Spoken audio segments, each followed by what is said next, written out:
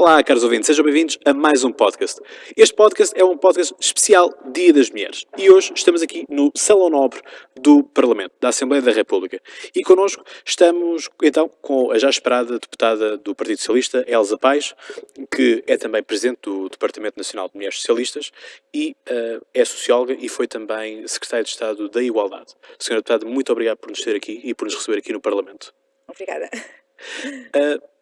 Se calhar estamos aqui a fazer um podcast e um dia celebrá-lo que não gostaríamos à partida muito de o fazer, porque já se passaram mais de 100 anos desde a primeira vez que ele foi comemorado e continuamos a comemorá-lo é porque algum está bem neste mundo.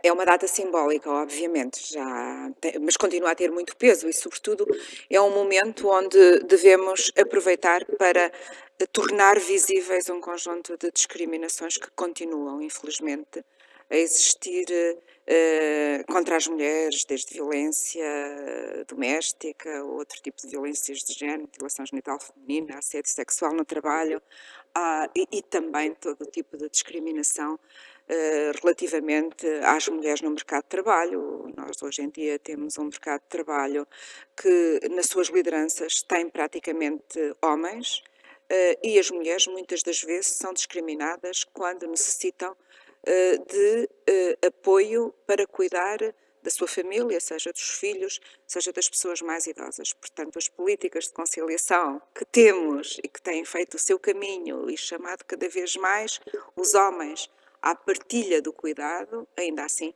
não o fazem de forma generalizada. Portanto, Cláudio, sim, é importante que estes dias continuemos a assinalar não só as conquistas feitas, que foram muitas, mas sobretudo aquilo que ainda não conseguimos alcançar. Ainda agora, ontem, saiu um estudo do Eurostat dando conta das desigualdades salariais na Europa e em Portugal. 17,5 de salário a menos quando desempenhamos trabalho de valor igual. Na Europa, 16,2. Isto é uma injustiça com a qual o mundo não pode continuar a viver. Tanto mais que hoje em dia as mulheres são altamente qualificadas, portanto não é por falta de qualificação que não têm acesso aos lugares mais bem pagos, é por outros motivos que têm a ver com discriminações de género no mercado de trabalho. E essas é preciso denunciá-las, é preciso, sobretudo, combatê-las. Um país que é atualmente apontado como o oásis, não é? O projeto piloto é a Islândia, com Certo. igualdades salariais e com multas para as empresas que não o aplicarem. Certo. Em Portugal, como é que estamos a nível de leis? O que é que está para sair? O que é que o Governo vai fazer? Propostas do Parlamento? Temos uma lei que foi aprovada em 2017 que promove uma representação equilibrada de mulheres e homens nos conselhos de administração das empresas cotadas em bolsa e das empresas do setor público do Estado. Portanto, essa lei começou a ser aplicada em 2018, claro que os efeitos não se veem no dia seguinte, até porque para as empresas cotadas em bolsa há aqui um período de 2 anos para se adaptarem ao equilíbrio de género nas lideranças. De todo modo, esperemos que daqui a poucos anos não tenhamos o cenário que hoje temos. Nós hoje temos apenas 14% das mulheres nos conselhos de administração das empresas, o que é obviamente muito baixo, até relativamente ao quadro europeu, cuja média é muito superior à nossa, e sobretudo porque isto significa que a qualificação e o saber das mulheres não está a ser aproveitado para os lugares de liderança e, portanto, é um desperdício de qualificações, e a ONU tem dado conta disso, do qual o mundo não se pode dar ao luxo, porque se estamos a investir nas qualificações das pessoas, e no caso concreto das mulheres, então depois não se aproveita essa qualificação, esse saber para o desenvolvimento do mundo e para o reforço da competitividade nas empresas, não pode ser. Ainda agora, em Davos, o primeiro-ministro do Canadá, num discurso empolgante, Justin Trudeau.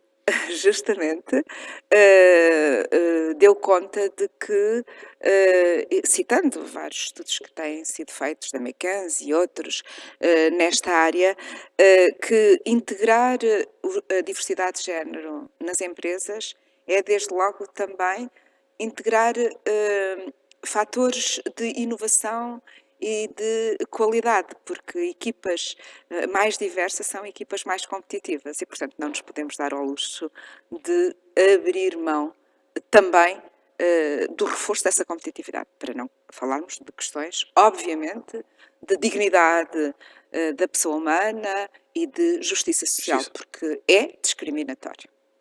Muito bem. Nós estamos aqui junto ao busto da República, aquilo que Certo. simboliza a República. E isto começou um bocado mal logo com a República, porque as mulheres, as floristas, as peixeiras, que tanto carregavam na boca os ideais e as palavras da República e tudo mais, logo que a Primeira República surge, são borradas expectativas, no sentido de que a mulher é excluída Do voto. do voto, nomeadamente, não é? Certo, Para além certo. dos cargos políticos. Mas houve uma pessoa que conseguiu furar o sistema Carolina Beatriz e Anjos. já falaremos da história, mas é uma luta que deve ser de todos nós. Isto é, nós, homens e mulheres, Ai, lado a lado. indiscutivelmente. É uma luta humana das pessoas que defendem sociedades mais justas e mais democratas e, portanto, os direitos humanos das mulheres, os direitos das mulheres são direitos humanos, como em 1995, na Conferência de Pequim, a ONU bradou a todos os cantos do mundo e, a partir daí, esta ideia tem vindo a fazer o seu percurso. Portanto, e se os direitos das mulheres são direitos humanos, obviamente que os homens não podem ficar excluídos da defesa desses direitos. Até porque, ao não defendermos os direitos de todas as pessoas, também estamos a prejudicar os direitos de alguns. E os homens também têm sido muito discriminados das tarefas do cuidado. Portanto,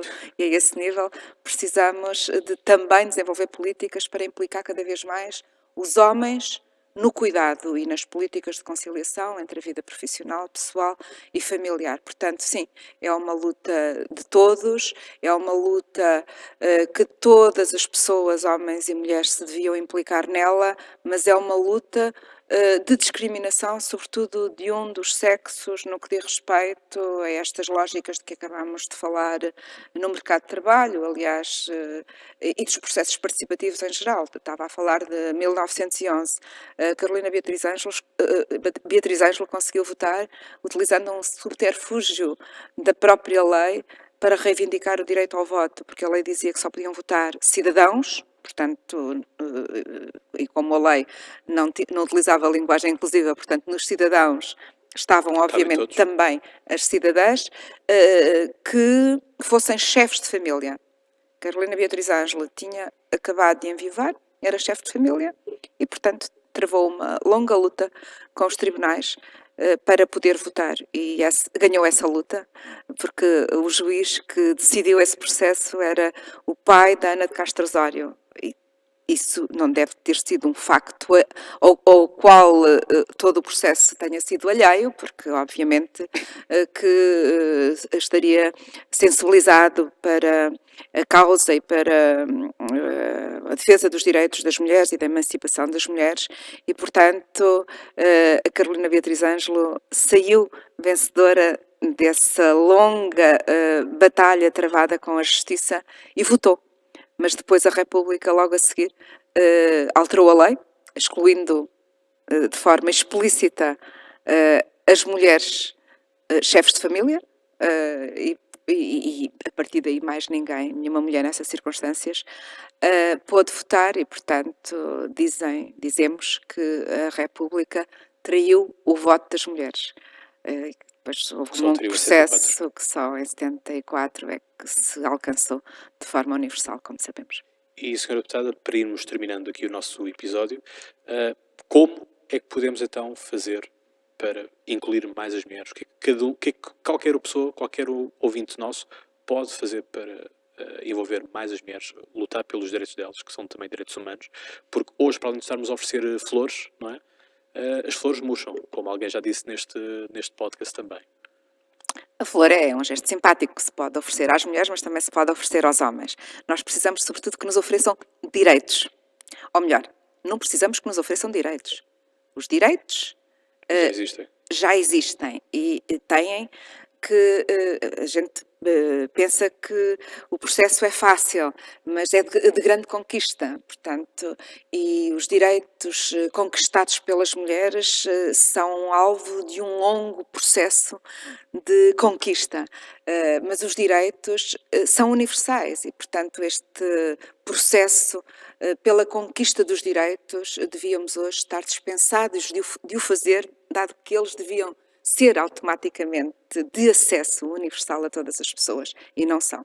Portanto, é desses direitos que estamos a falar, não é de bondade para com as mulheres, como diz o Banco Mundial, quando nos seus relatórios sobre desenvolvimento e igualdade de género diz bem alto que as políticas de igualdade não é nenhum favor nem nenhuma bondade para com as mulheres. São políticas de desenvolvimento económico, políticas económicas inteligentes e de justiça social. Portanto, estes direitos e o alcance destes direitos que nós temos que conquistar todos os dias para que ninguém se sinta excluído do seu acesso. E as mulheres, por motivos históricos, de culturas ancestrais, patriarcais, têm sido excluídas do acesso a muitos direitos e muitos dos seus direitos têm sido agredidos e violados no que diz respeito a todo tipo de violências de género, que obviamente atingem todas as pessoas, mas atingem sobretudo e de uma forma maioritária as mulheres. E, portanto, só vivemos num mundo mais justo quando as mulheres puderem amar sem ter o medo de ser agredidas no contexto de uma relação afetiva. E isso, como sabe, ainda não acontece. Quando as mulheres puderem fazer a sua integração profissional e assegurar todos os cuidados à sua família, em parceria com os homens, sem ser discriminadas pelo facto de terem que conciliar as suas tarefas profissionais com as suas tarefas familiares e pessoais. E, portanto, há aqui um longo caminho. Neste momento temos também, só dar esta nota, na Assembleia uma nova proposta de lei do Governo e um projeto de lei também que está em discussão para se combaterem as desigualdades salariais. As desigualdades salariais em Portugal são hoje 17,5, um dado recente acabado de tornar público pela Eurostat, e a média europeia é 16,2. Portanto, quer dizer que mulheres, quando desempenham trabalho de valor igual ao dos homens, recebem em Portugal menos 17,5%. Isto é injusto, é inadmissível e temos que, obviamente, combater esta discriminação com leis e com mudança de mentalidades. E a mudança de mentalidades faz-se desde pequenino, daí que eu também defendo de uma forma absolutamente intransigente a educação para a cidadania.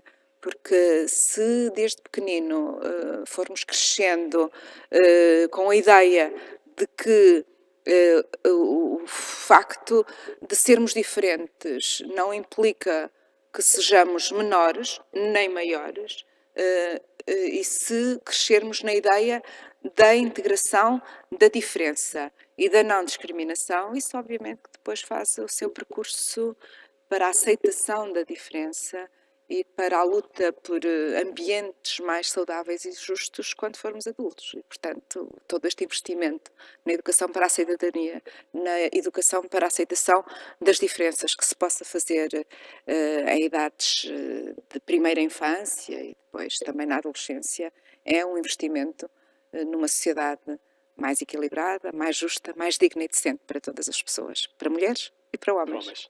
Obrigado, Sra. Deputada. Obviamente que o podcast se associa também a estas celebrações e faz e parabeniza o Governo nestas caminhadas que nem sempre são fáceis. E, portanto, últimas palavras de apelo aos nossos ouvintes. Últimas palavras, façamos da conquista pelos direitos a conquista das nossas vidas. E, portanto, eu faço um apelo a que todos os homens se juntem a estas lutas e que possamos todos e todas aderir a este movimento que agora está lançado do Time is Up. Me Too, Time is Up. Basta, de facto. Não podemos mais viver numa sociedade que discrimine quem quer que seja, por quaisquer que sejam os motivos. Time is up. Uma sociedade onde todas e todas as pessoas tenham os mesmos direitos, independentemente do sexo com que nasceram, da cor da pele que têm, da religião, da orientação sexual, de serem ou não pessoas com deficiência ou outra característica qualquer. Temos que viver num mundo onde todos tenhamos lugar. Certíssimo. Muito obrigado, Sra. Deputada. Em relação a vocês, caros ouvintes, já sabem, juntem-se a nós estas celebrações e até lá, boas conversas. Olha, só tirar uma